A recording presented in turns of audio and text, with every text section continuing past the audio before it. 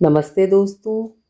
आज सुनिए समकालीन हिंदी कहानियों की श्रृंखला में प्रतिष्ठित एवं लोकप्रिय लेखिका रेणु मंडल जी की लिखी हुई कहानी जीवन अभी ठहरा नहीं।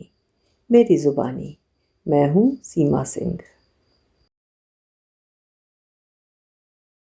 पूना के हिंजेवाड़ी रोड पर अपनी सोसाइटी के पार्क में बेंच पर बैठी संध्या का मन बेहद उद्विग्न था। विश्वास नहीं हो रहा था उसे कि उसके अपने बच्चे उसके बारे में ऐसा सोचते हैं, किंतु कानों से सुनी बात को झुठला भी तो नहीं सकती थी। सुबह मॉर्निंग वॉक से लौटकर गैस पर चाय का पानी चढ़ा फ्रिज से दूध निकाल रही थी कि अपनी बहू मिताली की आवाज़ उसके कानों में पड़ी।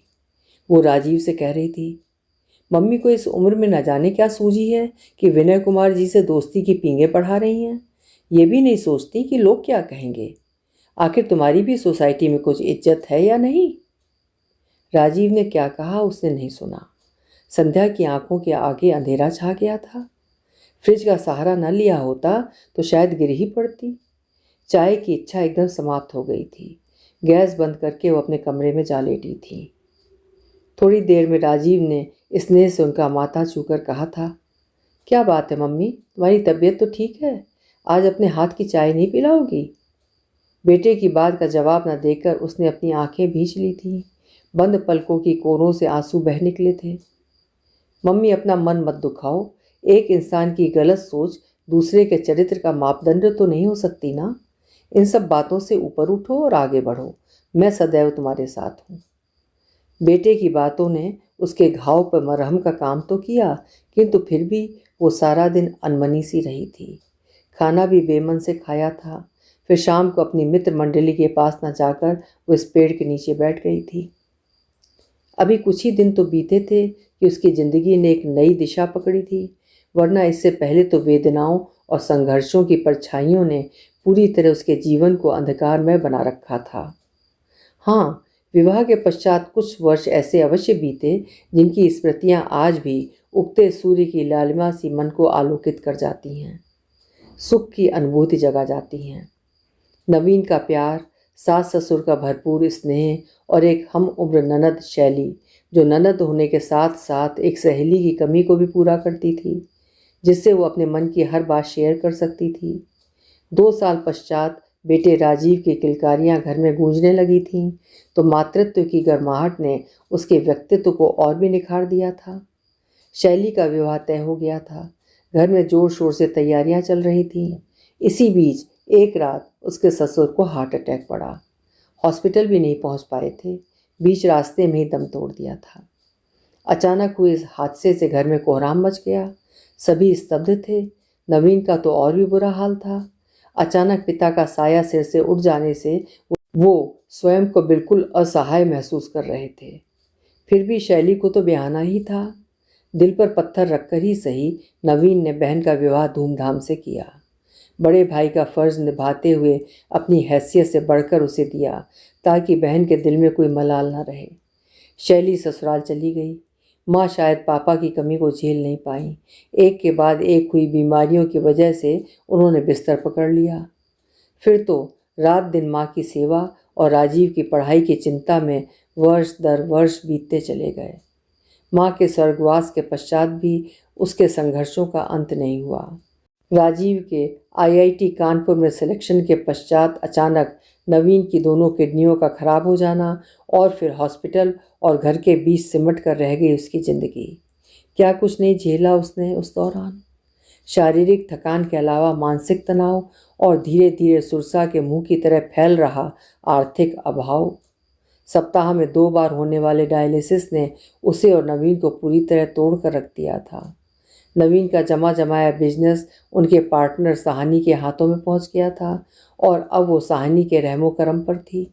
बिजनेस में घाटा बताकर जो थोड़ा बहुत वो उसे देता वो नवीन के इलाज के लिए भी पूरा नहीं पड़ता था। इकलौते बेटे राजीव के कॉलेज और हॉस्टल की फीस का जुगाड़ मुश्किल से हो पाता था। धीरे धीरे जमा पूंजी समाप्त हो रही थी। राजीव ने लाख चाहा कि वो अपनी इंजीनियरिंग की पढ़ाई छोड़कर कानपुर से दिल्ली लौट आए और पापा के बिजनेस को संभाले, किंतु वे दोनों नहीं माने। बेटे के आईआईटी से इंजीनियरिंग करने के स्वप्न को वो और नवीन पूरा होते देखना चाहते थे। इसलिए उसने अपना 4 बेडरूम वाला शानदार घर बेचा और 1 बेडरूम के छोटे से घर में रहने आ गई, ताकि नवीन के इलाज में कोई कमी न रहने पाए। 4 साल पूरे होते ही राजीव की पूना की मल्टीनेशनल कंपनी में जॉब लग गई। नवीन शायद यही दिन देखने के लिए जीवित थे। जॉब लगने के सप्ताह भर बाद ही वो चल बसे। उसकी तो मानो जिंदगी ही ठहर गई थी। कितना बड़ा शून्य उभर आया था उसके जीवन में। उसके बाद यंत्र चालित सी वो पूना आ गई थी और फिर राजीव की मिताली के साथ शादी। सब कुछ वो होते बस देख रही थी। लगता था जीने का अर्थ ही खो गया था, और आज जब जीने का अर्थ मिल गया है, कुछ कर दिखाने का जुनून उस पर सवार है, तो पहली बार विनय कुमार जी को राजीव ही तो घर लेकर आया था। मम्मी, पहचाना इन्हें? विनय कुमार जी, जिनकी कहानियाँ आप पत्रिकाओं में पढ़ती हैं, संयोग से हमारे घर के सामने रहते हैं। संध्या अभिभूत थी। सचमुच विनय कुमार जी की कहानियाँ उसे बेहद पसंद थीं। उसके बाद तो अक्सर उनसे मुलाकात होने लगी थी। उसकी साहित्य में बेहद रुचि थी। राजीव ने ही एक दिन विनय कुमार जी को बताया था। मम्मी भी किसी ज़माने में लिखा करती थीं, फिर ज़िंदगी की आपाधापी में ऐसी उलझी कि सारे शौक़ मर गए। इंसान के शौक़ कभी मरते नहीं हैं, बस उन पर हालात की धूल जम जाती है। उस धूल को पोंछ डालिए, अपनी रचनात्मक प्रतिभा को निखारिए, फिर देखिएगा ज़िंदगी कितनी सुखद और आसान हो जाएगी। विनय कुमार जी उसे समझाते। वो अक्सर घर पर आने लगे थे। अपनी लिखी रचनाओं पर उससे चर्चा करते, उसकी राय लेते। उस समय किस नई ऊर्जा से भर उठती थी वो, और इस ऊर्जा ने ही धीमे धीमे संध्या के हिमशिला बने मन मस्तिष्क को पिघलाने का काम किया। हृदय में एक नवीन उत्साह का संचार होने लगा, और जीवन में कुछ कर गुजरने के एहसास ने पांव पसारने प्रारंभ कर दिए। अब वो भी लिखने लगी थी। विभिन्न पत्र पत्रिकाओं में लेख और कहानियाँ भेजने लगी थी। धीरे धीरे ये क्रम चल निकला था। 6 माह बीतते बीतते उसकी कहानियाँ पत्रिकाओं में प्रकाशित होने लगी थीं, जिससे उसकी भी एक पहचान बनने लगी थी। सोसाइटी में उसके हम उम्र साथियों का एक क्लब था। शाम के समय वे सब इकट्ठा होते, विभिन्न सामाजिक और राजनीतिक विषयों पर चर्चा करते। कभी कभी शहर में होने वाली साहित्यिक गोष्ठियों में वो विनय कुमार जी के साथ जाने लगी थी। ऐसे समय उसने अक्सर मिताली के चेहरे के भावों को बदलते देखा था, किंतु फिर अपना वहम समझकर वो अनदेखा कर गई। किंतु आज की घटना ने उसके आत्मसम्मान को झकझोर डाला है। क्या उम्र के किसी भी दौर में नारी को अग्नि परीक्षा से गुजरना पड़ सकता है? आज के बदलते परिवेश में पुरुष और नारी की मित्रता कोई बड़ी बात नहीं रह गई है। जो शिक्षा का प्रचार और प्रसार हो रहा है, लड़कियां ऊंचे पदों पर पहुंच रही हैं, लोगों की मानसिकता में परिवर्तन हो रहा है, उनकी सोच और व्यवहार में परिपक्वता आ रही है। संकीर्ण विचारधारा को छोड़ लोग विस्तृत दृष्टिकोण अपनाने लगे हैं।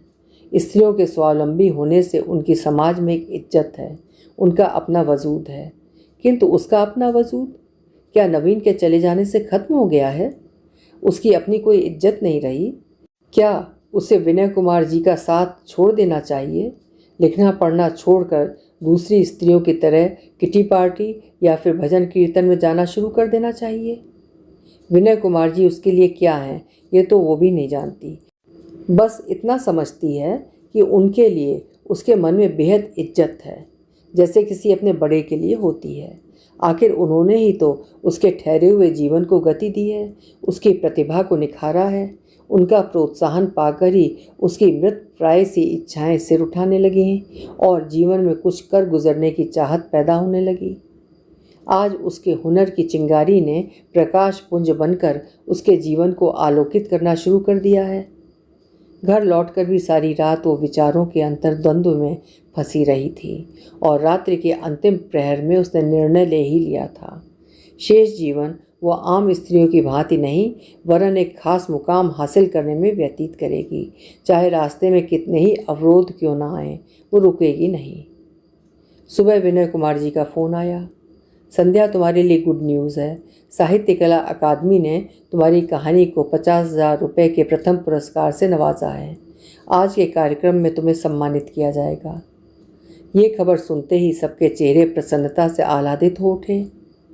मम्मी, मुझे गर्व है कि मैं आपका बेटा हूँ। बच्चों की तरह राजीव ने उसकी गोद में सिर रखकर कहा तो संध्या का हृदय सुकून से भर उठा। कम से कम उसके बेटे ने उसकी ममता को लांछित नहीं किया था। आज हम सभी मम्मी के प्रोग्राम में जाएंगे। मिताली का चेहरा खुशी से चमक रहा था। शाम के समय राजीव ने घर में पार्टी का आयोजन किया था। उनके सभी मित्रों और परिचितों के अतिरिक्त लोकल न्यूज़पेपर के रिपोर्ट्स भी आए थे। एक रिपोर्टर के पूछने पर कि जीवन के इस मुकाम पर यह उपलब्धि हासिल करने के पीछे किसका सहयोग रहा, संध्या ने कहा, निसंदेह मेरे बेटा, बहू और विनय कुमार जी ने मुझे लेखन के लिए प्रेरित किया। इन तीनों का प्रोत्साहन न मिला होता तो मैं लिखने की कभी सोच भी नहीं सकती थी। कल तक मिताली की आंखों में संदेह के बादल उमड़ते दिखाई देते थे। अब परोक्ष रूप से उस पर कितने ही व्यंग्यबाण उसने कसे थे।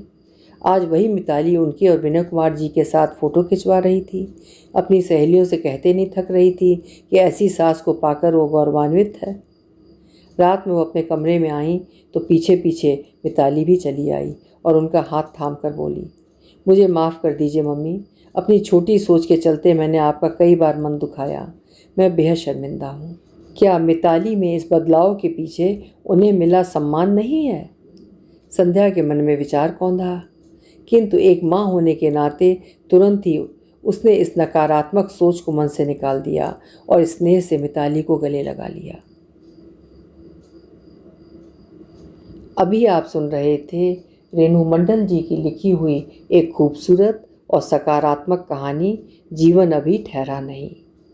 उम्मीद है कहानी आपको ज़रूर पसंद आई होगी। पसंद आई हो तो एक लाइक तो ज़रूर बनता है।